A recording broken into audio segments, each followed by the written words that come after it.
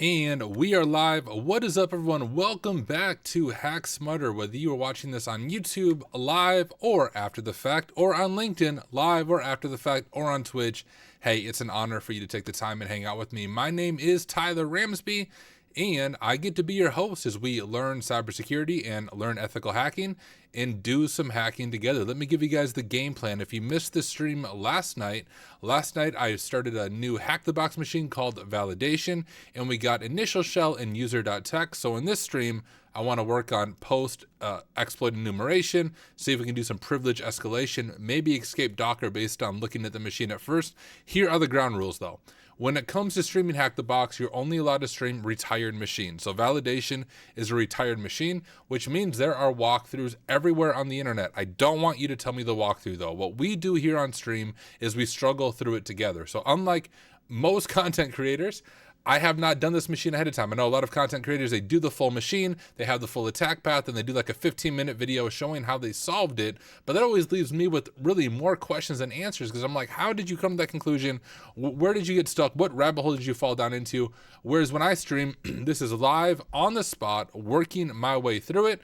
And it took me in the last stream, I think we were on for about 2 hours before we got the first user flag and got shell, but we did it. And so we are going to go from there. I do have to re-exploit the machine, and so I'll show you those initial steps for exploiting it if you want to follow along. We are doing the machine called Validation on HackTheBox. So if you do want to follow along, boot up HackTheBox, get signed in, look at Validation, start the machine, get your VPN running, and we can work through this together.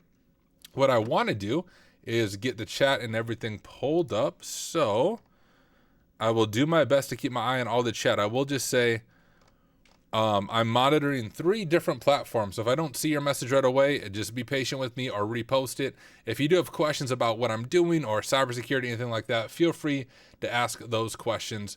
But like I said, I'll do my best to keep my eye on the chat. I am streaming to LinkedIn, YouTube, and Twitch, so I have 3 different chat things I need to pay attention to while I also try to hack. And if I could just ask you guys, watching those platforms, let me know if everything sounds good, if anything seems off to you, and I would appreciate that. The one thing I notice is LinkedIn. Once LinkedIn finally gets here, LinkedIn is a little bit behind from what I can see. I'm just going to actually jump back into the stream and see where that is at. Yeah, I think LinkedIn might be about 15 to 20 seconds behind the other stream. So on LinkedIn, if you guys say something, I don't respond right away. It's because I'm living in the future and you are not. And one thing I have to do, one second. Had to turn off my light. It's too bright in here. We can't be hackers in the light. We have to make sure it's dark. But okay. What is up, everyone? Let's go ahead and share my screen. And I'll give you guys a quick overview of where we've been before we dive into things. I'll get my notes pulled up here.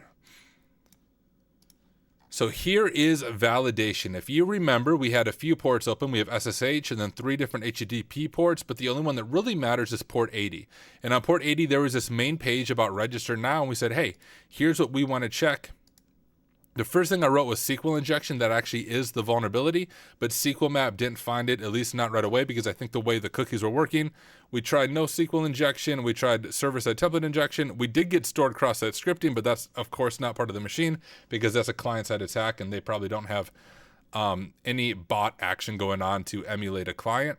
But we kind of enumerated, we dug into this trying to figure out what was going on, and we learned about second order SQL injection. Second order SQL injection is when we do the SQL injection, but then for it to execute, we actually have to follow through it and visit the page. So that was the way in, and we used second order SQL injection after enumerating our users' permissions, saw that we had the file permission, which means we have the ability to read remote files. Remember, in our last stream as a POC, we were reading etc password and we read config.php. I read this with SQL injection, this file, and then we have this that's going to upload a web shell, and then from the web shell we are going to get a full reverse shell, which I'm going to have to redo those steps because I apparently didn't record that in my notes. So it'll be good learning for all of us to redo the reverse shell because there's a special way you have to encode the characters to get it to work properly. So let me pull my notes over here and we will get Firefox pulled up here. Let me get Cato pulled up. We'll go over to Intercept. Let's turn Cato on. Let's get our robot friend going. Oh, not automate. I wanted to go to assistant. Hello, robot friend. Tell everyone on stream. Hello. I don't have, no, you are. You're on my stream, silly. Hello, everyone on the stream. As an AI language model dedicated to aiding professional ethical hackers and penetration testers, I'm here to help answer any questions you may have related to offensive web application security auditing. If you have any questions, please feel free to ask. Beautiful. This is like a forked version of ChatGPT without all the restrictions. Kikoa on YouTube said, can you use Burp for this? You can. Yep, you can use Burp. Burp or Kato or OWASP's app, any really intercepting proxy will work just fine. I think I saved this as, yeah, validation.hackthebox. Here it is. And so we'll just do test here, go ahead and turn on intercept, do join now, and here is where our payload's gonna go. I'm just gonna copy it from my notes. But here it is. If you want to see the steps we took to finally get to this point, you can watch the stream from yesterday. That was like our 2 hours of struggling our way through this. But we have that all pulled up there. And we will go ahead and forward this. Okay, we have that pulled up. And then if I remember right, I think it was just like shell dot, yeah, I can even see it from before, and we will go ahead and keep intercept on. Let's forward that.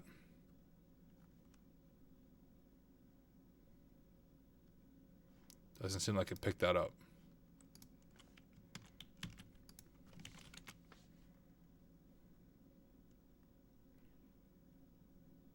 Did I already break the machine?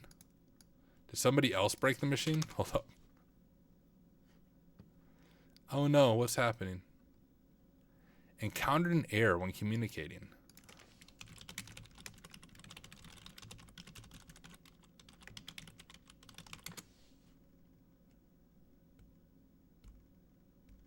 Did someone reset the machine? So I am on a shared... Oh, look at that. That was the issue, guys. As soon as I exploited the machine, someone reset it on HackTheBox. Let's see if it's back online yet. It'll probably take a little bit for it to come back up. Someone must have had an issue. And I bet I know what their issue is. When I was first doing this machine and just spraying SQL map at it, I overwrote the database itself. And so I actually reset the machine when I was going through it. It looks like we have 3 people on here. And so one of these 3 people voted to reset the machine. I didn't even see that they did it. And so here we are. It looks like I never answered this question. I'm going to say that user flag was medium. It really wasn't too easy because of some of the second order SQL injection stuff. GG Gaming, what's the name of the box? I'm guessing you asked that before I pulled it up, but it is validation.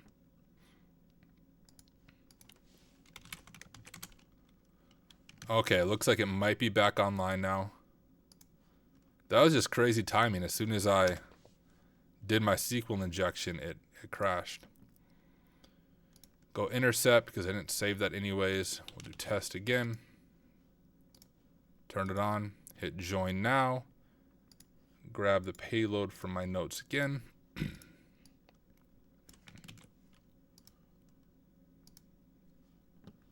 Okay.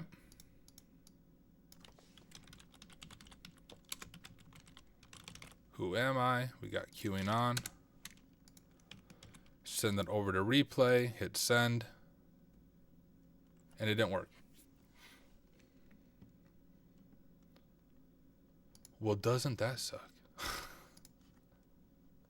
That was the exact thing I did in the last stream, I'm quite certain.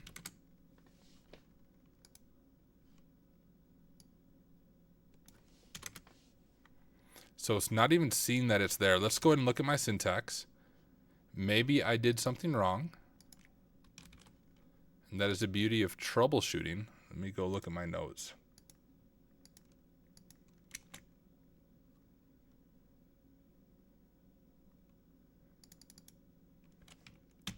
No, I actually don't see what I did wrong.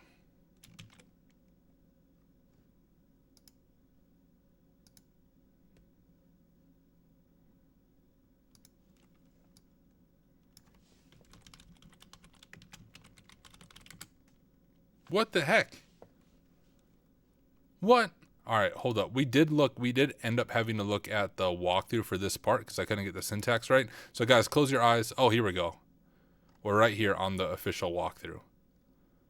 But I don't want to go any further. So when it comes to walkthroughs, I kind of explained this on the last stream, is look at it until you're no longer stuck and stop looking. This is what I'm doing. Looking over at my syntax. I want to know if I missed something, but I guess worst case scenario, I might have to switch my VPN. Maybe there's something buggy about this this machine. Only because these are the exact steps I did in the last stream and everything worked just fine.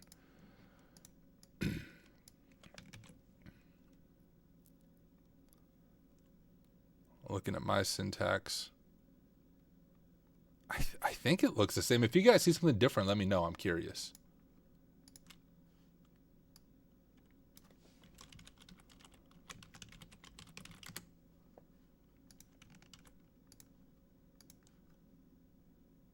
Okay, I clearly did something wrong with my syntax because now it's working.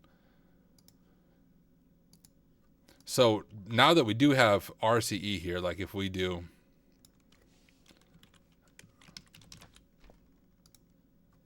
ls home, we can see this HackTheBox user and all that stuff. So from here, we need to get a shell. And the way I did that was hack tricks, reverse shell. You can even see it in my history. And I like to do this one right here. If we base64 encode it, it takes out some of those characters that will get flagged, and especially with the URL encoding type things. So let's go ahead and get this set up for ourselves. We need to replace this with our IP, which is 10. I don't remember. 10.10.14.7. 10.10.14.7. We are elite hackers, so we'll be on port 1337. There we go. We got that down, and that's going to be our command base64 encoded. Let me drop that into our notes, and then we can just basically copy this right here. Is word wrap not on by default?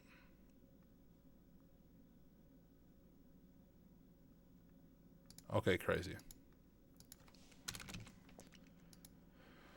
We will do that, and we'll just replace the base64 encoded stuff with our payload. Right there. Copy that. Start a listener. Go back to Cato. And we do have to URL encode this. So if we do this, it's obviously not going to work. With Cato, we have these workflows where we can make our own workflows. So in my stream yesterday, if you missed out on that, you can see how I made this workflow. But it's just a URL encoder. I'm going to highlight this, right click, convert, URL encode, send, and you can see that we have a shell. And now what I want to do, which I didn't do in the last stream, is stabilize my shell. And the way we do that, first we have Python. Okay, I'm not going to stabilize my shell, at least not in that way.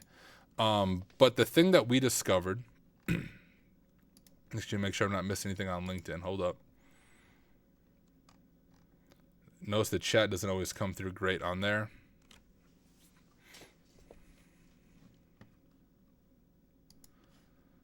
Okay, well, we have our shell, and when we were enumerating before, let me pull my notes over here. Go back to boxes. Am I blind? Oh, there it is. So when we were enumerating this before, remember we discovered this config, and we have this password right here. And if we go over to home, this is what confused me for a long time. I'm still kind of confused on it because if you cat out Etsy password, we don't have any users there. But in home, we have this HackTheBox user, which is where the user.txt flag is, as you can see right there.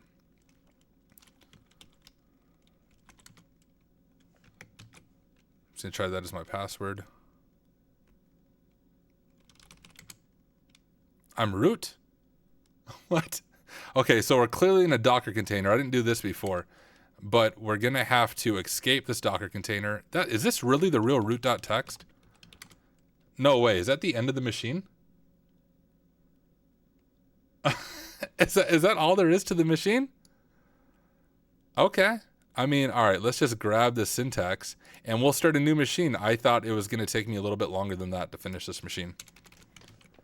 But there we go. That's all there literally was to it. We'll throw this in our table. So the root there was really easy. I mean, we discovered that password a while ago. I wonder why I couldn't SSH as root. I'm guessing it's just not enabled for the root user, because I tried that. If you guys remember, I tried to just sign in and SSH user. Short stream. No, we're going to keep streaming, my friends. That was just our first machine. Let's see if as long as it's not any crazy hack the box type stuff, that this really is a root flag and not just like a decoy to give you false hope.